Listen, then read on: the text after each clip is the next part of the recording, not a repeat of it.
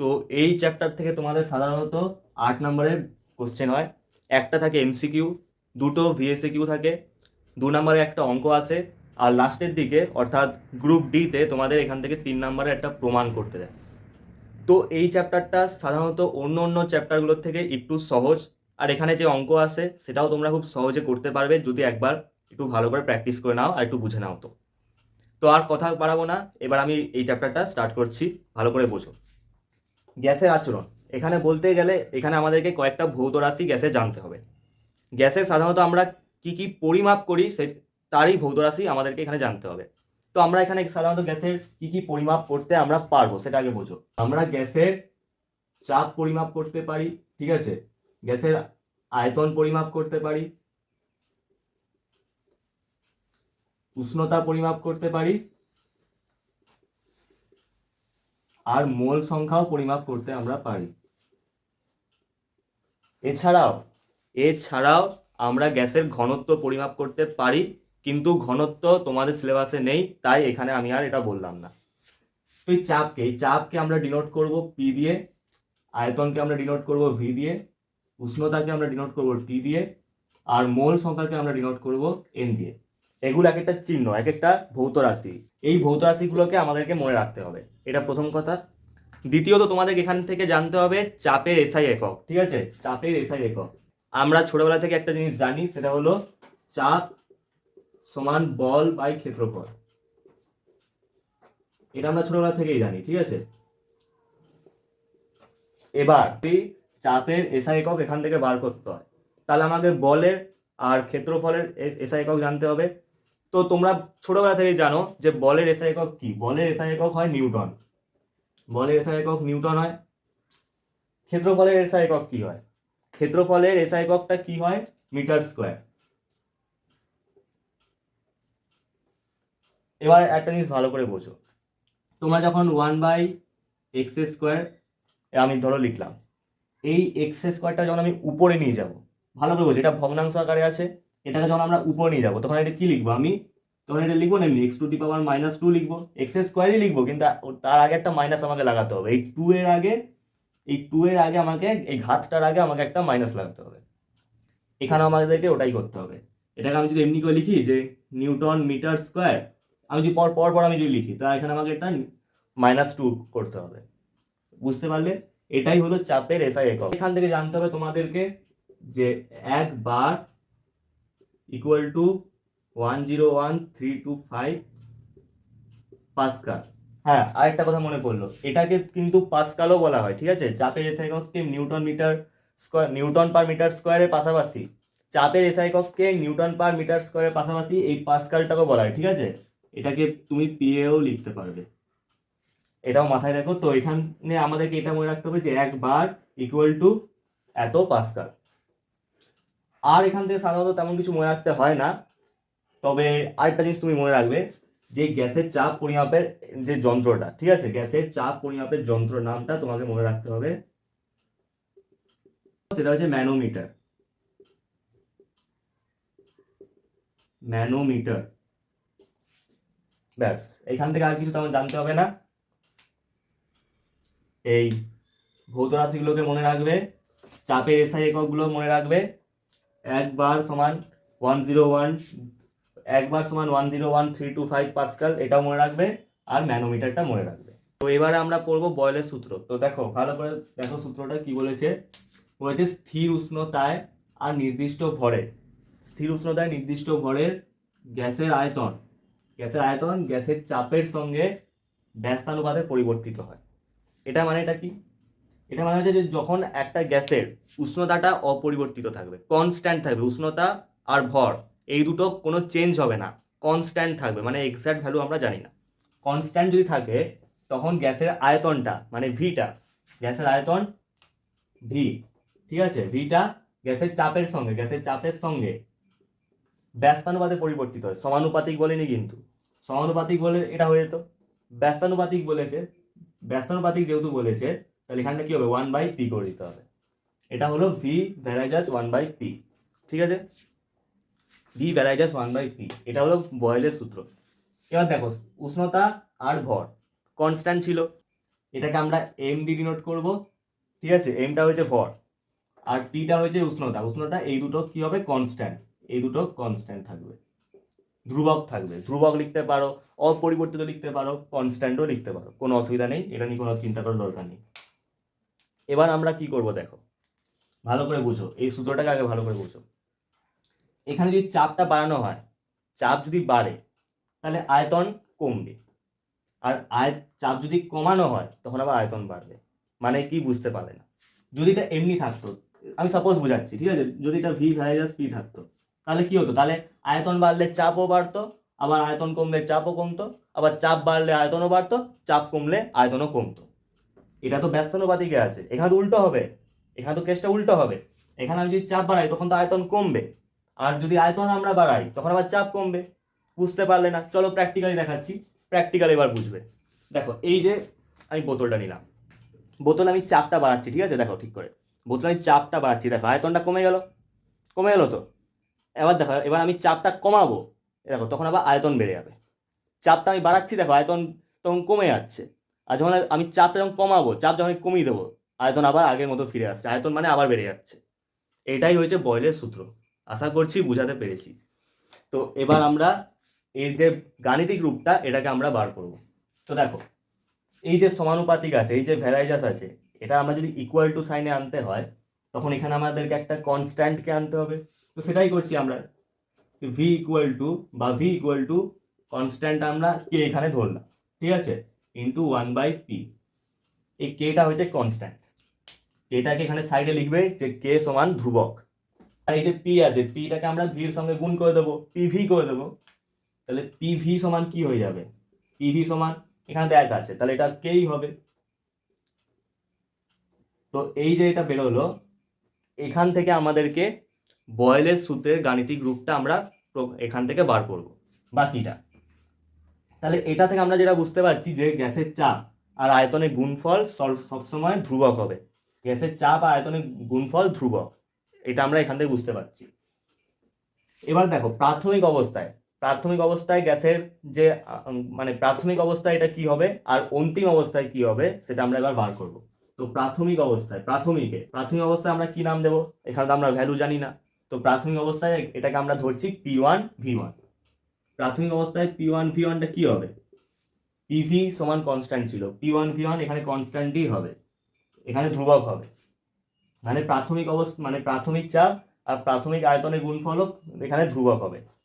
এবার এটা অন্তিম আয়তন মানে অন্তিম অবস্থা মানে কি? যখন গ্যাসটা পরিবর্তিত হয়ে গেল, গ্যাসের চাপ আর আয়তন যখন পরিবর্তিত হয়ে গেল, চেঞ্জ হয়ে গেল তখন এটা কি হবে? তখন এটা অন্তিম না, মানে পরিবর্তিত অবস্থায় তখন এটা কি হবে? এখানে গ্যাসের চেঞ্জ, এর P1V1টা কি চেঞ্জ হয়ে কি ভ্যালু হবে আমরা সেই ভ্যালুটা তো জানি না, এখানে আমাদেরকে ধরতে হবে। তো এটা আমরা কি ধরবো? P2V2 ধরবো। এবার দেখো, P1V1 যদি আমরা ভ্যালু না জানি, কনস্ট্যান্ট হয় ওটা, তো P2V2টাও তো কনস্ট্যান্টই হবে, ওটাও তো কনস্ট্যান্ট হবে। এবার দেখো ভালো করে, P1V1 সমান ছিল ধ্রুবক, P2V2 সমানও ছিল ধ্রুবক কে। তো এই কে জায়গায় আমরা তো P2V2 বসাতে পারি তো P2V2। আরে ভাই, P2V2 ইকুয়াল টু যদি কে হয় তো কে সমানও তো P2V2 হবে, আমরা চাইলেই বসাতে পারি। এটা জায়গায় কেন এই কে জায়গায় P2V2 কেন? আমি এই কে জায়গায় P1V1ও বসাতে পারি, একই ব্যাপার হবে। তো আমি এটা এখানেই করছি যে এই কে জায়গায় আমি P2V2 বসিয়ে দিচ্ছি। তাহলে এখান থেকে কি পাচ্ছি আমরা? এখান থেকে আমরা পাচ্ছি P1V1 ইকুয়াল টু আমরা P2V2। গাণিতিক রূপ হলো এটা।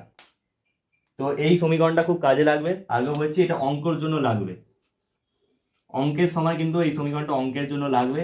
এটা তোমরা ভালো করে মার্ক করে রাখো, বক্স করে রাখো, এটাকে অঙ্ক করার সময় আমাদের এই সমীকরণটা লাগবে। এটার দিয়ে অঙ্ক হবে, এরপরে আরো চার্লসের সূত্র আমরা যখন শিখবো ওগুলো দিয়ে অঙ্ক হবে। অঙ্কর জন্য এগুলো মনে রাখতে হবে ভাই, কিছু করার নেই। এগুলো যদি এইটা সহজ ভাই, এগুলো সহজ, এখান থেকে অঙ্ক যদি 2 নম্বরে যেটা থাকবে সেটা তুমি পারবে। বরঞ্চ চলতড়িৎ, আলো, ওইসব চ্যাপ্টারের অঙ্কগুলোর থেকে এই অঙ্ক সহজই হবে।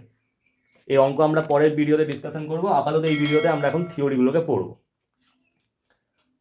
তো দেখো, এটা মনে রাখবে, এটা হচ্ছে প্রাথমিক চাপ। আমি এখানে বলছি না, তোমরা লিখে নাও যে P1টা হয়েছে প্রাথমিক চাপ, V1 হয়েছে প্রাথমিক আয়তন, P2টা কি পরিবর্তিত মানে পরিবর্তিত চাপ, মানে এর পরে যেটা থাকবে, প্রথমে যেটা থাকবে কোশ্চেনে, অঙ্কের কোশ্চেনে যেটা প্রথমে থাকবে সেটা হবে প্রাথমিক চাপ। তারপর আয়তন যেটা প্রথমে থাকবে সেটা হবে প্রাথমিক আয়তন। আর এর পরে যেটা পরে আবার বলে দেবে যে যে হয়তো বলে দিল যে তোমাকে অন্তিম আয়তন বলে দিল, তোমার বলে যে অন্তিম চাপ কত, এমনি হবে কোশ্চেনটাকে করে। তো এটা হবে প্রাথমিক চাপ, এটা প্রাথমিক আয়তন, এটা অন্তিম চাপ, এটা অন্তিম আয়তন। এটাকে ডিনোট করে রাখো, এই এক একটা টার্মগুলোকে জানতে হবে, নাহলে অঙ্ক করতে পারবে না। তো এবার আমরা এই চার্লসের সূত্র থেকে একটা খুবই ইম্পর্টেন্ট লেখচিত্র আছে, সেটা হচ্ছে পি বনাম ভি, পি বনাম V, P versus V, P versus V. এই লেখচিত্রটাকে আমরা গ্রাফটাকে আমরা এখন করব। অনেক সময় কোশ্চেন জিজ্ঞেস করে যে প্রকৃতি কি রূপ, তখনও লেখচিত্রটাকে আঁকতেও দেয়। তো দেখো এটাকে আমি বুঝাচ্ছি ভালো করে বুঝবে। তো এই আমি আঁকলাম লেখচিত্রটা, অ্যাক্সিস ড্র করলাম। তোমরা লেখচিত্রের কনসেপ্ট আশা করি জানো, ক্লাস 9-এও লেখচিত্র করেছো। এটা হচ্ছে এক্স অক্ষ, এটা ওয়াই অক্ষ। এখানে এক্স ওয়াই কোনো অক্ষর কোনো প্রয়োজন নেই, তোমাদের অতটাও জানতে লাগবে না। কয়েকটা জিনিস খালি বলছি, দেখো যেটা প্রথমে থাকবে না গ্রাফে, যেটা লেখচিত্র এটা প্রথমে থাকবে সেটাকে সবসময় ওয়াই অক্ষতে বসাবে, আর যেটা লাস্টে থাকবে সেটাকে এই নিচে এক্স অক্ষতে বসাবে। মানে এখানটা আমাকে পি করতে হবে, ওয়াইয়ের জায়গায় এখানে পি করলাম, এখানে আমাকে ভি করতে হবে। লিখে দেবে ব্র্যাকেটে, ব্র্যাকেটে লিখে দেবে যে চাপ লিখে দেবে, এটাকে ব্র্যাকেটে আয়তন লিখে দেবে, এগুলো আমি লিখছি না। এবার আমি এখানে কিছু ভ্যালু বসাচ্ছি, 1 2 3 4 এইভাবে, ঠিক আছে, 1 2 3 4। এবার একটা জিনিস ভালো করে বুঝো, বয়েলের সূত্রানুযায়ী, মানে এই সমীকরণটা বলছি আমি, এই সমীকরণটা অনুযায়ী যখন আমরা চাপটা গ্যাসে বাড়াচ্ছিলাম তখন আয়তনটা কম ছিল, বোতল যেটা আমরা দেখলাম। আবার যদি আমরা চাপটা কমাই তখন তো আয়তন বাড়ছিল। এই গ্রাফটাতে কিন্তু একই জিনিস হবে, এই গ্রাফটাতে একই জিনিস হবে। দেখো এখান থেকে আমরা যদি চাপটাকে আমরা কমাচ্ছি, মানে আমরা কম থেকে ধরি, এখানে আমরা চাপটাকে 1 ধরলাম, চাপটা যদি এখানে 1 হয় তা আয়তনটা কত হবে, আয়তনটা তাহলে এখানে 4 হবে। তাহলে এখান থেকে আমরা এইভাবে দাগ টানবো, টেনে এই 4, গ্রাফটা তো এখানে আসছে। আমি এখান থেকে চাপটা বাড়ালাম, আমি চাপটা বাড়ালাম, তাহলে আয়তনটা কি হবে, আয়তনটা কমবে, কমবে, আয়তনটা কমবে। এদিকে আমি যদি বাড়াই চাপটা, আমরা যদি বাড়াই চাপ, যদি আমরা বাড়াই আয়তনটা কি হবে, কমবে। চাপ আমি এখান থেকে বাড়ালাম, চাপটাই আমি 1 ঘর বাড়ালাম, তো আয়তনটাও 1 ঘর কমে যাবে। আবার আমি করছি, আবার আমি চাপ বাড়ালাম, আবার আয়তন কমে যাবে, আবার চাপ বাড়ালাম, আবার আয়তন কমে যাবে। এইটা হলো পি ভার্সেস পি লেখচিত্র, পি ভার্সেস ভি লেখচিত্র হলো এইটা। তো এই লেখচিত্রটা কিরকম হয়েছে বলো তো, এটা একটা সমপরাবৃত্ত মতো হয়েছে লেখচিত্রটা। কি করে দেখো, দেখো এইভাবে হচ্ছে, এইভাবে এইভাবে এইভাবে এইভাবে এইভাবে এইভাবে গেছে, সমপরাবৃত্ত, সমপরাবৃত্ত। এবার হয়তো আমারটা দেখে হয়তো অতটা মনে হচ্ছে না, কেন আমি এটা বোর্ডের মধ্যে করছি, তোমরা খাতা যখন করবে তখন ঠিক করে করবে। এবার আমরা আরেকটা গ্রাফ করব, পিভি ভার্সেস পি। এখানে আমি করতে পারি, এটা আমার সব মুছতে হবে এখন, কেন আমার এখানে জায়গা নেই, তোমরা দেখতেই পাচ্ছ। অনেকে হয়তো বুঝতে পারবে না, অনেকে বলবে যে এখানে তো ওয়াই অক্ষ এক্স অক্ষ, তো এটা দাদা তুমি কি করছো, তুমি যেভাবে ইচ্ছা তুমি সেভাবে করতে পারো।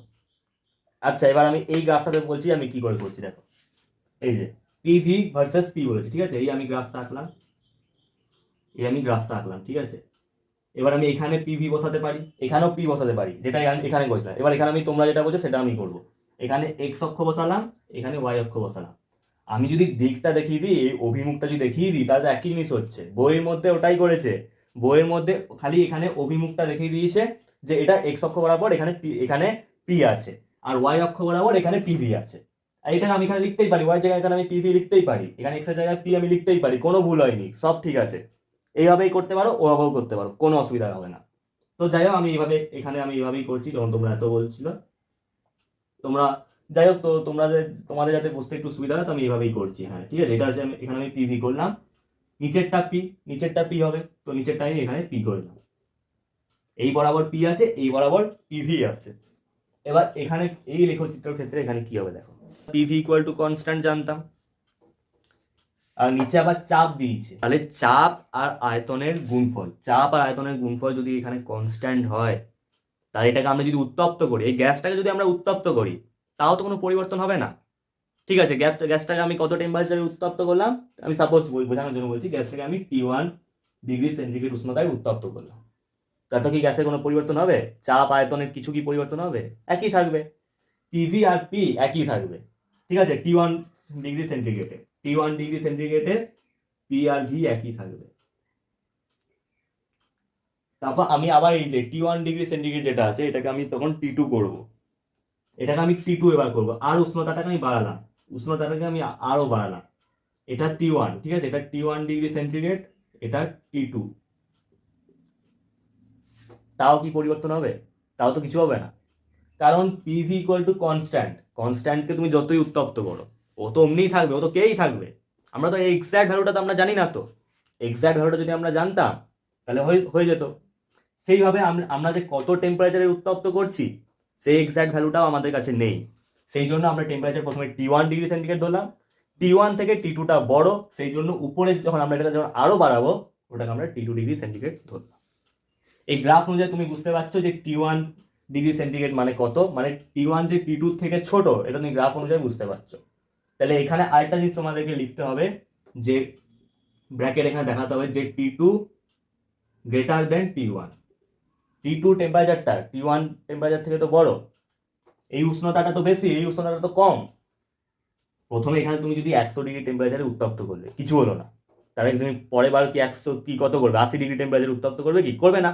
তোমাদের এটাকে আরো বাড়াতে হবে। তুমি হয়তো 110 ডিগ্রি টেম্পারেচারে করলে, তুমি 150 ডিগ্রি টেম্পারেচারে করলে, 200, 1000, 100 থেকে তো বেশি হবে ওটা। সেইভাবে ঠিক এখানে যে T2 ডিগ্রি সেন্টিগ্রেড টেম্পারেচারটা T1 থেকে বেশি হতে হবে, সেই শর্তটাই এখানে আমি লিখে দিলাম। এটা হলো পিভি ভার্সেস পি লেখচিত্র। এবারে আমরা পড়বো চার্লসের সূত্র। তো দেখো কি বলেছে এখানে, স্থির চাপে নির্দিষ্ট ভরে। এর আগেবারে উষ্ণতাটা স্থির ছিল, এবারে চাপটা স্থির আছে। গ্যাসের আয়তন প্রতি 1 ডিগ্রি সেন্টিগ্রেড উষ্ণতা বৃদ্ধি বা হ্রাসের জন্য 0 ডিগ্রি সেন্টিগ্রেড উষ্ণতায় ওই গ্যাসের আয়তনের 1/273 অংশ যথাক্রমে বৃদ্ধি বা হ্রাস পায়। গ্যাসের আয়তন যদি 1 ডিগ্রি সেন্টিগ্রেড উষ্ণতা বৃদ্ধি বা হ্রাস হয়, তাহলে এই যে উষ্ণতাতে এটা মানে উষ্ণতাটাও হ্রাস বৃদ্ধি হবে। মানে আয়তনকে আমরা যদি বাড়িয়েছি উষ্ণতাটাও বাড়বে, আর আয়তন যদি কমেছে তো উষ্ণতাও কমবে। তাহলে এখান থেকে এই সমীকরণটা কি হচ্ছে, এখান থেকে হচ্ছে ভি ভ্যারাইজাস টি। এবার মানে কনস্ট্যান্ট গুলো কোনটা কোনটা হবে, একটা হচ্ছে চাপ আর একটা হচ্ছে ভর, ঠিক আছে। তাহলে এখানটা কনস্ট্যান্ট হচ্ছে পি আর এম, এরা দুজন হয়েছে এখানে কনস্ট্যান্ট। আরেকটা জিনিস মনে রাখবে যে বয়েল আর চার্লসের সূত্র, দুটো সূত্রতেই একটা কনস্ট্যান্ট আছে, কমন ধ্রুবক আছে, সেটা হচ্ছে এই এম, ভর। বয়েলের সূত্রতেও ভর কনস্ট্যান্ট ছিল, এখানেও ভর কনস্ট্যান্ট আছে, দুটোই ধ্রুবক আছে। দেখো এই ভি ভ্যারাইজাস টি, এই ভ্যারাইজাসটাকে যদি আমরা তুলি তো সেই আগের বারের মধ্যে একটা কনস্ট্যান্ট আসবে। তাই এখানে ভি ইকুয়াল টু আমরা কেটি লিখে দিল, কেটি হয়ে গেল। এবার এই টিটাকে ভি এর নিচে নিয়ে চলে আসো, টিটাকে ভি এর নিচে নিয়ে চলে আসো। আগের বারে কি ছিল, আগের বারে 1/p ছিল, 1/p ছিল, সেই জন্য ওটা ভি এর সঙ্গে গুণ হয়ে গেছিল। এবার দেখো, এবার টি এর নিচে কিছু নেই মানে 1 আছে, ভি এর নিচে কিছু নেই মানে 1 আছে। তাহলে টি এর সঙ্গে যদি এখানে টিটা যদি আমি এখানে করি তাহলে তো ভি বাই টি হচ্ছে। তাহলে এখান থেকে আমরা পাচ্ছি V by T equal to K. এটা পরে লাগবে, ঠিক আছে, এটা আমি এখন আসছি না, এটা একটু পরে আসছি, এটা একটু পরেই লাগবে। সূত্রের দুটো গাণিতিক রূপ বার করব, প্রথম একটা গাণিতিক রূপ আর তারপর আরেকটা গাণিতিক রূপ বার করব, সেটা এখান থেকে হবে। তো এবার দেখো কি করছি, মনে করো এখানে এমনি একটা পাত্র আছে, এই একটা পাত্র মনে করো, এই পাত্রের মধ্যে আমি এইভাবে জল রাখলাম, জল রেখেছি। এবার আমি কি করলাম, আমি এই পাত্রের মধ্যে চাপটাকে কনস্ট্যান্ট করলাম। কি বলেছিল চার্লসের সূত্রতে, স্থির চাপে চাপটা এখানে কনস্ট্যান্ট আমি করছি, ঠিক আছে। দেখো এইখানে যে চাপ পড়ছে, এই চাপ পিটা আমি এখানে কনস্ট্যান্ট করে দিলাম, আর ভরটাও কনস্ট্যান্ট, কিন্তু ভরটা আমি এখানে আর বললাম না, আমি লিখলাম না, এখানে জায়গা আমার কম আছে। এবার ভালো করে বোঝো কি বলছে, দেখো বলছে 1 ডিগ্রি সেন্টিগ্রেড উষ্ণতা বা বৃদ্ধি বা হ্রাসের জন্য 0 ডিগ্রি সেন্টিগ্রেড উষ্ণতায়, আগে এখানটা লেখো যে 0 ডিগ্রি সেন্টিগ্রেড উষ্ণতায়, 0 ডিগ্রি সেন্টিগ্রেড উষ্ণতায় গ্যাসের আয়তন কত হবে, 0 ডিগ্রি সেন্টিগ্রেড উষ্ণতায় গ্যাসটার আয়তন হচ্ছে V0, গ্যাসটার আয়তন V0, ঠিক আছে। এবার আমি কি করলাম, আমি এই গ্যাসটার উষ্ণতাটাকে 1 ডিগ্রি বাড়িয়ে দিলাম, মানে এটা উত্তপ্ত করলাম, উত্তপ্ত করে আমি এর উষ্ণতা 1 ডিগ্রি বাড়িয়ে দিলাম। তাহলে যদি আমি 1 ডিগ্রি সেন্টিগ্রেড উষ্ণতা বৃদ্ধি করি তাহলে কি হবে, আয়তনটা কি হবে, এই যে আগের আয়তন যে ছিল, আগের আয়তন ছিল তার সঙ্গে আগের আয়তন যে ছিল ওইটার সঙ্গে আবার 1/273 অংশ গুণ হয়ে যাবে। V0 প্লাস V0 ইন্টু এই যে 1/273 অংশ, এটা আবার গুণ হয়ে যাবে 1/273 অংশ, ওটা আবার ওখানে গুণ হয়ে যাবে। এই 1/273 অংশ মানেটা কি আশা করি বুঝতে পারছো। এই যে এটা যে আছে এখানে যে জলটা যে আছে, তুমি সাপোজ মনে করো এখানে 1/273 অংশ বলছে, এটা তুমি ভুলে যাও, এটা তুমি এখন আপাতত ভুলে যাও। যেটা বলছি দেখো, এটাকে ধরো কি তুমি 4 ভাগ করলে, ঠিক আছে, সাপোজ এটাকে তুমি 1 2 3 4টে করে ভাগ করলে, দেখো বোঝাচ্ছি আমি, ঠিক আছে, 1 2 এই যে 4টে ভাগ করলে এখানে, তাহলে এই 4-এর ভাগের মধ্যে তোমার যদি একটা ভাগ বলে তাহলে হচ্ছে 1/4 অংশ। তোমার যদি এখানে দুটো ভাগ বলে তাহলে কি হবে, 2/4 অংশ হবে। এখানে যদি 3টে ভাগ বলে তাহলে কি হবে, 3/4 অংশ হবে। ঠিক এইভাবে এখানে কি বলছে 1/273 অংশ, মানে এর 273টা ভাগের মধ্যে এক অংশ, 273 ভাগ আয়তনের মধ্যে এক অংশ, এটা আমাকে এখানে জানতে চেয়েছে, ওটাই আমাকে এখানে জানতে চেয়েছে। তাহলে 1 ডিগ্রি সেন্টিগ্রেড উষ্ণতায় এর আয়তন কত হচ্ছে, V0 প্লাস V0 ইন্টু 1/273 অংশ। তাহলে 2 ডিগ্রি সেন্টিগ্রেড আমি যদি বাড়াই, 2 ডিগ্রি সেন্টিগ্রেড যদি আমি বাড়াই তাহলে কি হবে, V0 প্লাস V0 ইন্টু এখানে 1 এর জায়গায় 2 হয়ে যাবে, 2/273। এমনি করে যদি 3 ডিগ্রি বাড়াই, 4 ডিগ্রি বাড়াই, 5 ডিগ্রি, 10 ডিগ্রি, 20 ডিগ্রি বাড়াই, তো খালি এই যে 273 উপরের যেটা টার্মটা আছে সেটাই খালি চেঞ্জ হবে, বাকি সবটা একই থাকবে।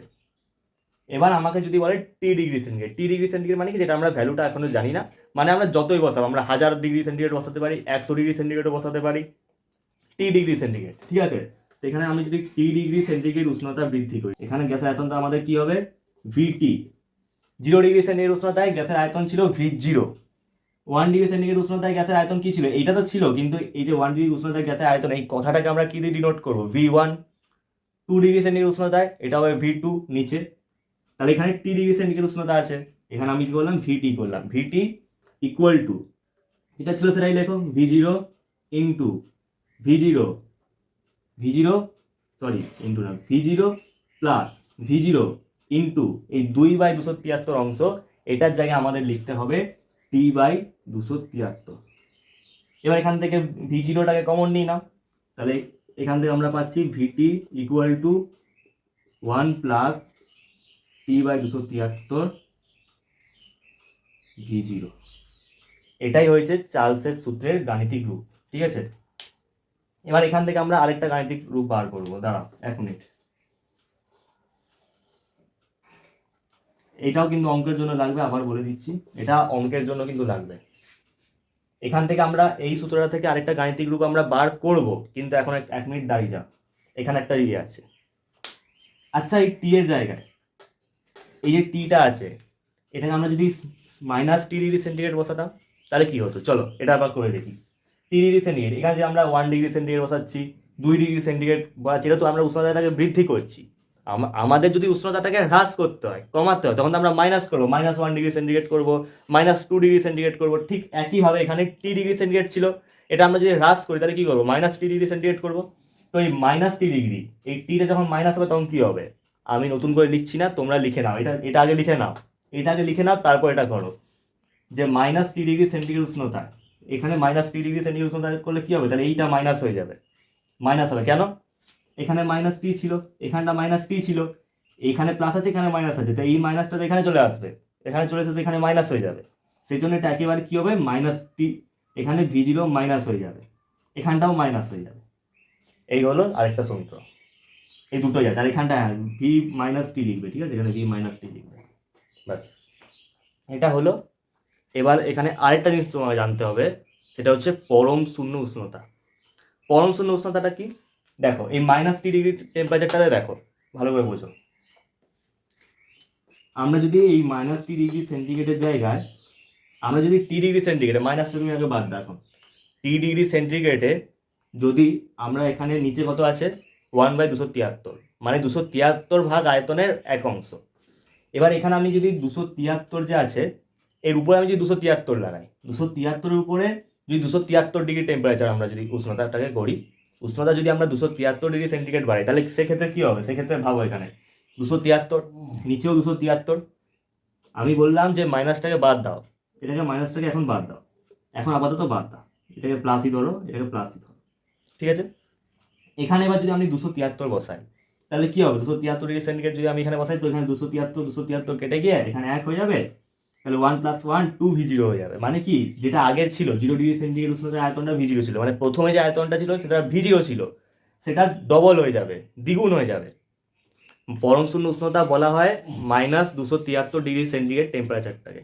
কেন বলা হয় তুমি একটু ঠিক করে ভাবো, এই যে ভিটি যে ইকুয়েশনটা আছে এখানে তুমি যদি -273 ডিগ্রি সেন্টিগ্রেড বসাও, কথাটা শোনো ভালো করে, -273 ডিগ্রি টেম্পারেচার যদি এই টি এর জায়গায় বসাও তাহলে কি হবে, এখান থেকে 273 আর 273 কেটে যাবে, উপরে তো 1 পড়বে না, উপরে -1 পড়ে থাকবে।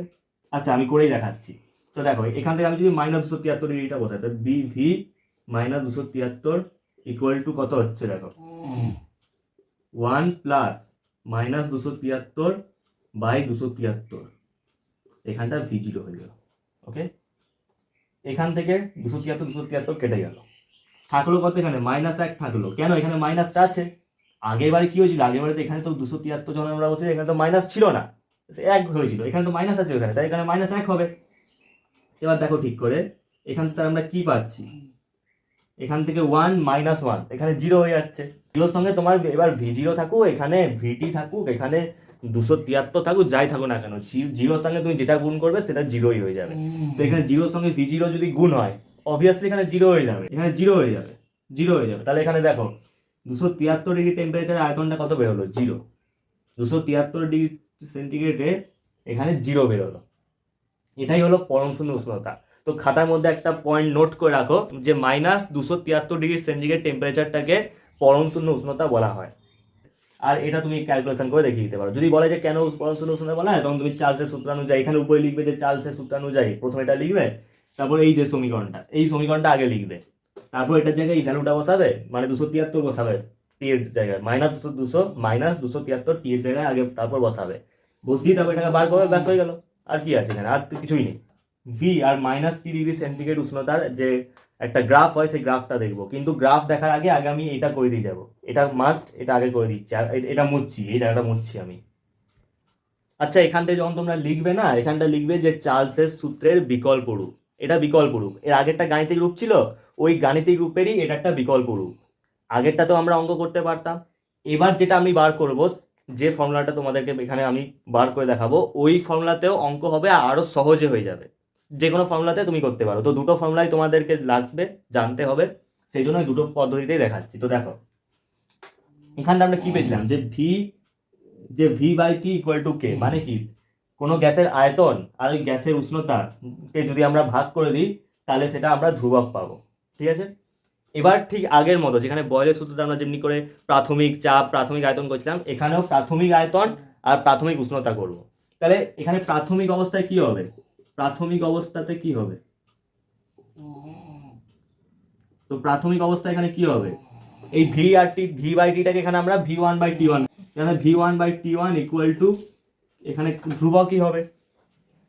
প্রাথমিক অবস্থা যখন শুরু হচ্ছে, যখন গ্যাসটা যেমনি ছিল, প্রথমে গ্যাসের আয়তন আর গ্যাসের উষ্ণতা যেমনি ছিল সেটা হলো V1/T1 = K, ওটা ধ্রুবক হয়ে গেল। এবার পরিবর্তিত অবস্থা মানে কি, যখন আমি গ্যাসটাকে উত্তপ্ত করলাম, উত্তপ্ত করলে তো গ্যাসের আয়তন আর চাপে কিছু না কিছু পরিবর্তন হবে, সেটা যখন হবে এখানটা তাহলে আমরা কি করবো, পরিবর্তিত উষ্ণতা, পরিবর্তিত অবস্থাতে তাহলে কি হবে, পরিবর্তিত অবস্থায় তাহলে এটা কি হবে, V2/T2 = এটাও কনস্ট্যান্ট হবে।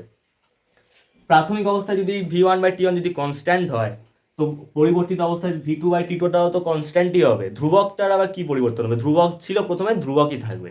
আমরা যদি এটার এক্স্যাক্ট ভ্যালু জানতাম তাহলে এটা পরিবর্তিত হতো। আমরা তো এটার এক্স্যাক্ট ভ্যালু তো জানি না, কে আমরা কি এক্স্যাক্ট ভ্যালু জানি, জানি না।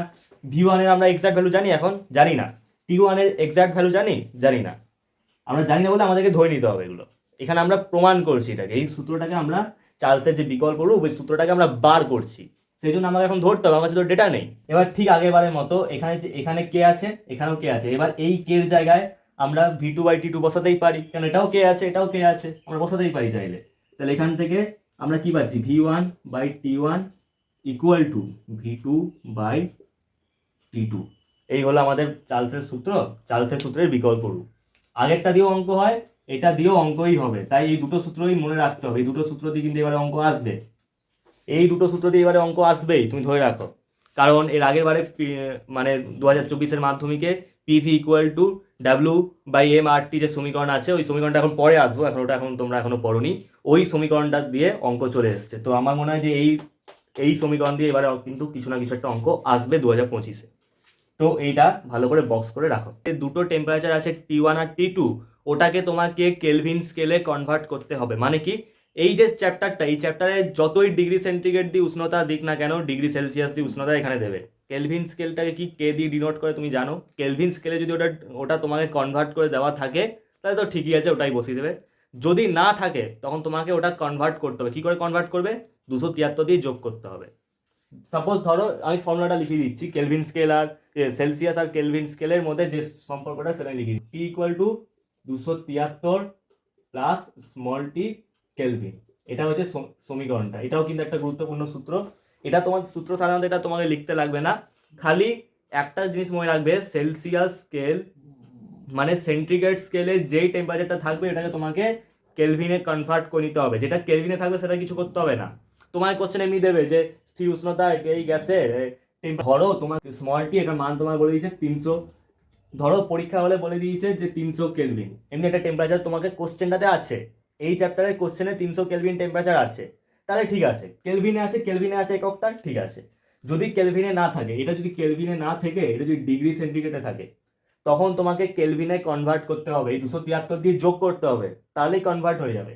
273 দিয়ে আমি যদি যোগ করি তাহলে কত হচ্ছে? 573 ডিগ্রি সেন্টিগ্রেড। আবার বসিয়ে দিও না, খেয়াল রাখবে কেলভিনে হবে, সেন্টিগ্রেডে রেখে দিও না, কেলভিনে করবে। ব্যাস, এটাই বলার ছিল। এবার আমরা করব চার্লসের সূত্রের V versus small T degree centigrade টেম্পারেচারটা। V versus small T degree centigrade, এই গ্রাফটা এবার আমরা করছি। দেখো গ্রাফটা কি করে করবে, আগে প্রথমে এমনি একটা অ্যাক্সিস করে নিলে, এই একটা অক্ষ করে নিলে, এটা ওয়াই অক্ষ, এটা এক্স অক্ষ, এটা তো বুঝতে অসুবিধা নেই। এখানটা তাহলে কি করবে, এখানটা ভি করে দেবে। এখানটার ভি আর স্মল টি অমনি করে দেখাচ্ছি না, আমি ওইভাবেই করছি। এখানটা ভি বসিয়ে দিলাম, এখানটা স্মল টি ডিগ্রি সেন্টিগ্রেড বসিয়ে দিলাম। এখানটা তাহলে কত? এখানে জিরো, জিরো মানে কত? এখানে 0 ডিগ্রি সেন্টিগ্রেড। এখানটা আমি অমনি ধরলাম 10 ডিগ্রি সেন্টিগ্রেড ধরলাম, এখানটা আমি 20 ডিগ্রি সেন্টিগ্রেড ধরলাম, এখানটা আমি 30 ডিগ্রি সেন্টিগ্রেড ধরলাম, এভাবে এখানটা আমি 40 ডিগ্রি সেন্টিগ্রেড, এইভাবে ধরলাম, এইভাবে ওটা যাচ্ছে, ঠিক আছে, এইভাবে ওটা যাচ্ছে। আর উপরটাতে আমি ধরলাম না, উপরে আমি ধরলাম না যে কত আছে, ঠিক আছে।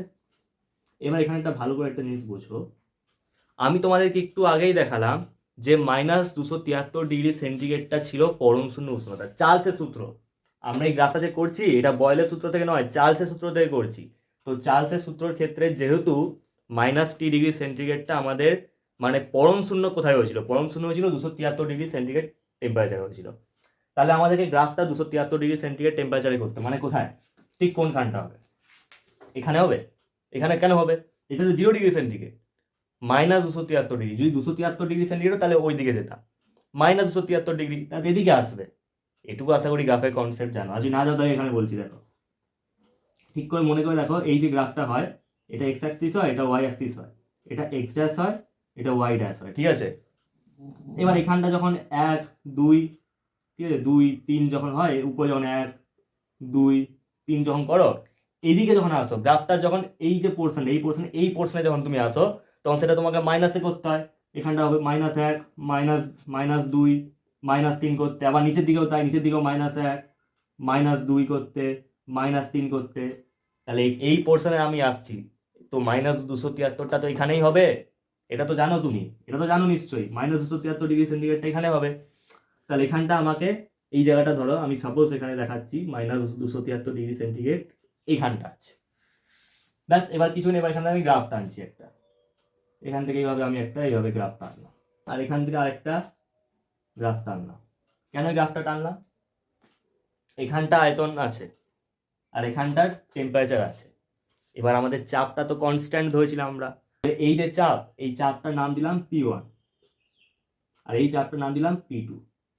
আবার এই ক্ষেত্রে আবার P2টা P1 এর থেকে বড়, ঠিক আছে, P2 গ্রেটার দেন P1, এই শর্তটা এখানে দেখাতে হবে। এটা আর বুঝতে অসুবিধা নেই। এবার চাপ তোমরা বলে P1 P2 কেন ধরলাম, চাপেরও তো এখানে কোনো ভ্যালু নেই, আমি কি জানি? চাপ তো এখানে কনস্ট্যান্ট ছিল, ধ্রুবক ছিল চাপ, তো আমি চাপের ভ্যালু তো জানি না, আমাকে P1 P2 ধরতে হবে। এবার আরেকটা আমি দেখাচ্ছি ভি বনাম টি, ঠিক আছে, ভি ভার্সেস ক্যাপিটাল টি, এই গ্রাফটা এবার দেখাচ্ছি। এই গ্রাফটাতে কি হবে দেখো, এই গ্রাফটাতে আবার আমি এমনি একটা গ্রাফ আঁকলাম, এখানে আমি আবার এমনি একটা গ্রাফ আঁকলাম, এখানটা করলাম ভি আর এখানটা করলাম আমি ক্যাপিটাল টি, ঠিক আছে। এবার দেখো চার্লসের সূত্রটাতে কি ছিল, ভি ভ্যারাইজাস টি ছিল, ভি সমানুপাতিক টি।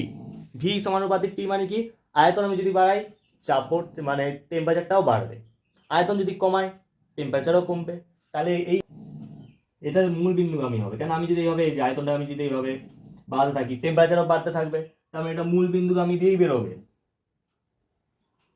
দাঁড়া বুঝাচ্ছি, এই যে আয়তন, ধরো এখান থেকে আয়তনটা স্টার্ট হচ্ছে, এখানে আয়তন আছে, এখানে উষ্ণতা আছে, আয়তন যদি বাড়ে উষ্ণতাটা তো বাড়বে, চার্লসের সূত্রতে তো ওটাই ছিল, ভি সমানুপাতিক টি ছিল, আয়তনটা এখানে যদি আমি বাড়াই তাহলে উষ্ণতাটাও বাড়বে, তাহলে আমাদের লেখচিত্রটা মূল বিন্দুগামীই হবে। আমি যদি এমনি করি, আমি যদি এমনি করে দিতাম, এই যে এমনি সোজা এইভাবে তাহলে কি হতো, তাহলে আয়তনটা বাড়ছে কিন্তু উষ্ণতাটা কমে যাচ্ছিল, সেটা তো হবে না, আয়তন আর উষ্ণতা সমানভাবে বাড়বে, এটা সমানভাবে করলাম, মূল বিন্দুগামী। এটা হয়েছে ভি টি লেখচিত্র, এটা মূল বিন্দুগামী। আর এটাকে কি লিখবে জানো, এটাকে লিখবে টি অক্ষকে -273 ডিগ্রি সেন্টিগ্রেড টেম্পারেচারে ছেদ করেছে।